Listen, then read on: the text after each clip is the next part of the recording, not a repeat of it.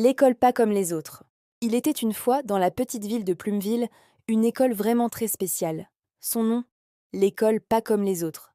La directrice, Madame Biscotte, portait toujours des lunettes en forme d'étoile et accueillait les élèves en chantant « Bonjour les cerveaux, bonjour les mots, aujourd'hui on apprend en rigolo ».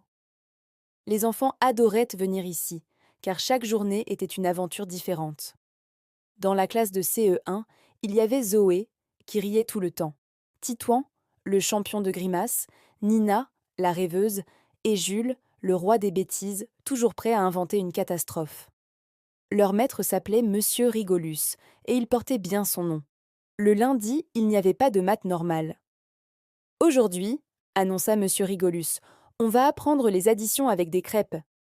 Il empila des crêpes sur la table, et les enfants calculaient en riant avant de tout manger. C'étaient les maths les plus délicieuses du monde. Le mardi, c'était le jour du sport magique. Dans la cour, les enfants devaient y faire des parcours où les cerceaux parlaient et les plots chantaient. Si quelqu'un tombait, il devait faire une danse rigolote.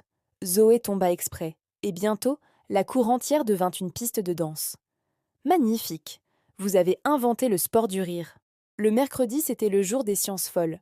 Les élèves fabriquaient des potions colorées, des volcans en mousse et un jus qui faisait péter de rire. Quand Jules mélangea du vinaigre et du soda, son bocal explosa en une pluie de bulles. Oups, dit Jules. Bravo, dit le maître. Tu viens d'inventer la météo rigolote. Le jeudi, c'était le jour des arts et des histoires. Nina raconta l'histoire d'une licorne astronaute, et Jules inventa le jour où les devoirs ont pris vie et ont fui en vélo. Tout le monde éclata de rire. Le vendredi, c'était le jour du grand mélange. On mélangeait toutes les matières. On comptait les notes d'une chanson, on dessinait des mots, et parfois on faisait même l'école à l'envers. Ce jour-là, les enfants étaient à les profs, et Monsieur Rigolus devenait l'élève, faisant semblant d'être puni. Les enfants riaient si fort que la cloche de fin de journée sonna toute seule. Mais un matin, Madame Biscotte arriva l'air sérieux. Mes petits, une inspection va avoir lieu. Un monsieur très important vient vérifier notre école. Il faut être sage, très sage.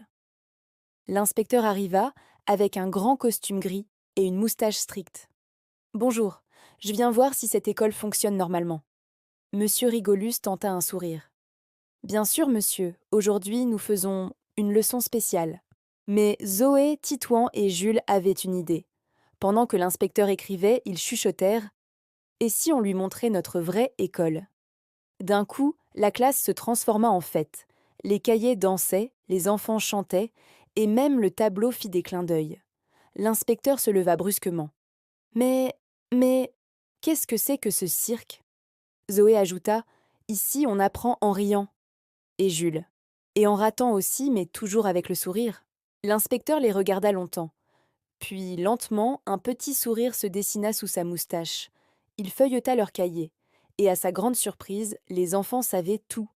Les maths, la lecture, les sciences, mais d'une manière drôle et vivante. Alors il déclara « C'est extraordinaire. Continuez comme ça. » Et il partit en se dandinant au rythme de leur musique. Depuis ce jour, l'école pas comme les autres devint célèbre. Des élèves venaient tas de loin pour apprendre en s'amusant. Et chaque matin, Madame Biscotte chantait plus fort encore « Bonjour les cerveaux, bonjour les mots, apprenons ensemble en rigolo !» Et tout le monde répondait en chœur, même les murs qui riaient doucement.